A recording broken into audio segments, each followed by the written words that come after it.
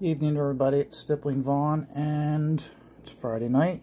We got about half an hour before the Bancroft show starts. It's late night with Comicsgate, and I'm going to give you guys a test drive of my light pad. As you can see, this is the cheap one that I got at Five and Below. I mean, it's really, really thin, really cheap, but I mean, it does the job. So can't really complain. So, just real quick, we have the image here of one of the characters. Had to work on the face. Now that I've worked up the face, you know how the routine goes. You grab a piece of tape and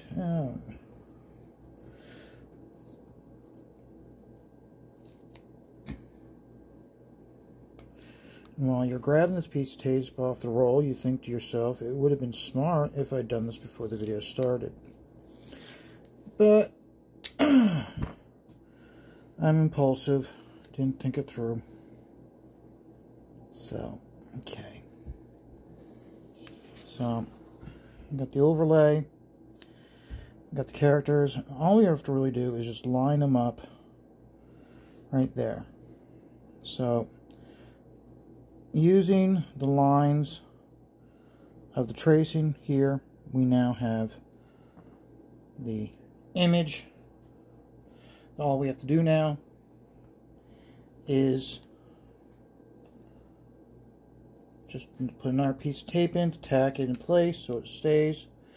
And then the central image of the character, I think I've referred to him as Mac a couple times. We got Mac's face finished there. So now it's a matter of just working with the light box. And all you gotta do is just go in and very carefully put the lines in. Many times when I'm doing this, I don't lots of times put in a whole lot of details. There are some artists that they can go from a tracing paper drawing to light box, and when they pull it off the light box, the drawing is finished. I've never been one of those artists. It's a very finesse. Yeah, it takes a lot of finesse, and I'm very heavy-handed. So as a result, I don't lots of times do that. Now, here's one thing I'm going to try to do is try to, instead of put holding lines in, try to go straight in with tone. So that way, when I'm done, we don't have to worry. Oh, shoot. Okay. I didn't realize that even though the sheet of paper is covering the on off button, if you put rest your hand over where the button would be, it does shut off. So right now it's just a matter of putting in the baselines.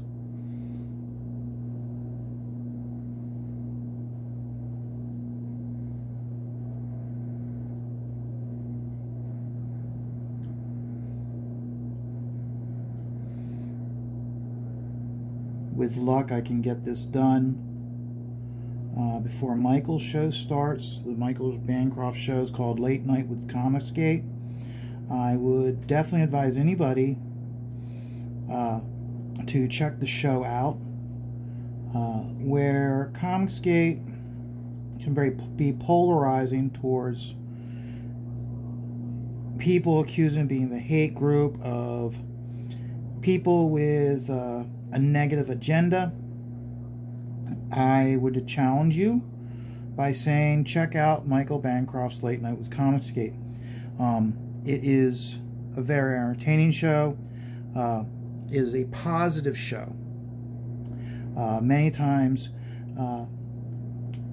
more and more creators are actually going to Michael's show to either launch their campaign or on the very first day that they launch it, make sure they get onto Michael's show.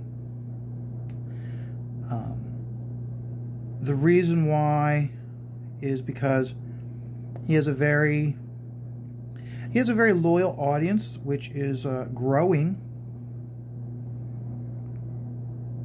And not only is it growing, Michael has a lot of growing respect from the creators, that many creators will make a point to reach out to Michael to get his show, to launch the book on his show. And that's the type of show he has. It's almost like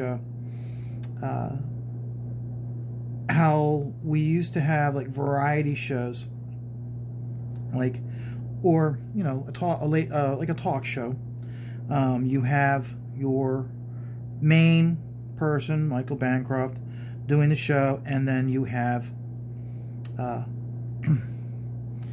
Joe. He is you could say kind of like his Ed McMahon, and the two of them banter off of each other, and they then have a lot of guests, a revolving door of guests. And lots of times they'll have a specific subject. Other times they will have specific creators on to either talk about their active campaign or to talk about a specific subject. And it's always very entertaining and engaging. But most importantly, it is positive. Almost always positive. Which, in today's day and age, we don't get a lot of positivity. Everything's negative. And with Michael's show, he makes a point of maintaining positivity. And I noticed that a lot of shows, one in particular, like it was The Chat, as Leroy's channel, and was really getting quite a following. Leroy didn't care for the fact that he was getting such a large following, because he didn't want the show to become that big. But the thing is, though, is that Leroy needs to understand, because he is bringing the show back, is that as Comicsgate grows in popularity, so is the audience of each channel. And what makes The Chat so unique is The Chat was just fans. Okay? The main people who were doing the show were fans in the beginning. When everybody talks about Comicsgate and how its origins, a lot of times they focus on who the creators were. Because the creators, they're the face of Comicsgate. And what a lot of people forget is Comicsgate would not be Comicsgate if it were not equally the fans who were speaking out against what was going on in the mainstream. Because you think about it, if it was just a bunch of comic book creators bitching about it, would the movement really have had the legs for it to last as long as it has? Okay? The fact that there was not just the creators. Because remember, Ethan has been on the record as saying that he was DC Comic Books, the higher-ups at DC Comic Books, they said, hey, if you want to stay with us, you gotta disavow Comicsgate. You gotta step away from Comicsgate. You can't talk about Comicsgate. And Ethan was like, no, I can't. But again, Ethan's going to become one of the primary faces of Comicsgate. But people like Leroy, Amanda B, Danger Vanessa, George, Lord Crackhead, those guys have been with Comicsgate almost as long as the creators. And that makes their insight valuable. So when we talk about the importance of Comicsgate and how Comicsgate's growing, those fans are just as much the foundation, and if you would, we could joke and call them royalty, or the monarchs, or the founding fathers, however you want to phrase it. But those guys do have to acknowledge, okay, that if it wasn't in part from their enthusiasm, standing up online to the Comicsgate threat of the online harassers, those guys have put up just as much of a fight as these creators. And so I have the great utmost respect for those guys. So I don't get to watch Lord Crackhead's show as much as I'd like in the evenings, but he's stepping up with, hey, Leroy's not doing his show. Now, Leroy is bringing his show back. By the time when Leroy said he was nuking his channel, you could see that Lord Crackhead was attempting to fill in that gap. But where he's different than Leroy is where Leroy will show up on Shane's streams. That he will show up on Shane's streams, but when he's doing his own show, he's not doing his own show with Shane there. He's doing it with other Comicsgate fans. And I hope this time Leroy is able to do a better job of navigating and dealing with the growing popularity of the chat and how the chat to his show is growing. I hope he's able to keep it in a positive light, because I do agree with him that keeping it positive is what will maintain the show. It's okay to laugh at things, or for instance, when we have the issues such as the little blonde elf girl that went this week when she did the 4G, was it G4 or 4G, whatever the name of that show was. And right off the bat, very first episode, she is going off and attacking the fan base, and the guys that's sitting there on either side of her, they're like, oh, good job, good job, good job, good job. And the audience's applause, which was very sparse and at times very forced. Those are things, yeah, when someone does something stupid like that, yeah, you can make fun of them for it, but you can't base the entire episode, gosh damn it, you can't base an entire episode on that, or your whole show on that. Another example is with what we have going on online with Mark Brooks making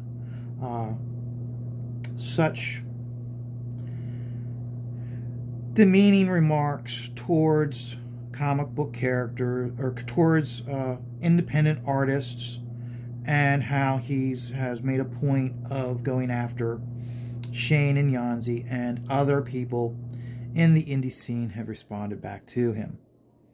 You really take a look at it, where currently white women are single white women are starting to realize out there in the tribe that is Hollywood, and that's what it is. It's a tribe, and they are throwing anybody and everybody under the bus because they know that the tribe has gone through the cis white males and have purged them from the tribe.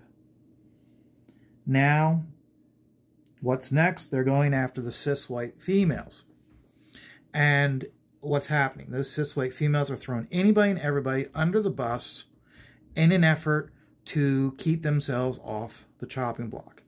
The tribe is basically eating itself alive, and they are going after their own. They are piranhas. They're eating their own. So, and so far, I think I'm pretty much done with this. Let's take a look here. Let's turn that off. Let's turn this light on. Come on, there we go. And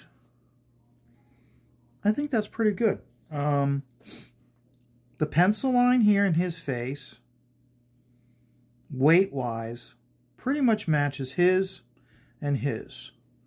He's got the scrunched up nose. He's kind of giving a scrunched up nose, but where he's got the type of nose, and when he scrunches it up, the tip of the bridge is exposed, so he's got a little bit of a piggy nose. He's got a big, see, he's got, you can tell, okay, he's got the hook nose. He's got the vulture nose. So even when he makes a scrunched up nose, he's still going to have, okay, he's still going to have the broad fat nose, okay. The only thing that I'm looking at is his lips. Because he's making the scrunched up face, he's going to have bigger lips, because the lips, if you ever look in the mirror, how when you make up a scrunched up face, okay, you're going to discover that your lips, you pull them tight, and when you pull them tight, a narrow lip turns into a broader, fatter lip, okay? That's because you're stretching the skin. And so, hence, he's going to have fatter lips. Now, keep in mind, when we do when I stipple this, okay, I'm not going to be doing an outline. All I'm going to be doing is,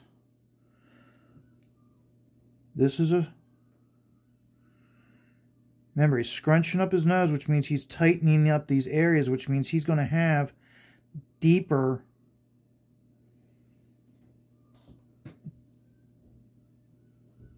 he's going to have much deeper crevices. Okay? So as a result, we're not going to be drawing his nose. We're just going to be doing here. Let's pull this down tighter, closer. Sorry about that, guys. Here, we'll just hold it. So you can see here, okay, when I do the stippling, we're going to do down here, okay. We're then going to put in here. We're going to do under here, okay. Then we're going to put over here, we're just going to do this part, and we're going to go all the way to about here, then stop. And then we're going to go here, up, and then down, and then probably stop it right here. Okay? So when we're done, we're not going to be doing an outline of this lip. We're just putting in just enough shadows to imply where that lip is. Okay? So that's pretty much it. We can see there's the page. There's the panel, I should say. So, and guess what, guys? It's 10:47, so just in time to watch Michael Bancroft's Late Night with Comicsgate. So, with luck, I'll do another video of this one as I ink it. Until then, remember, keep on stippling.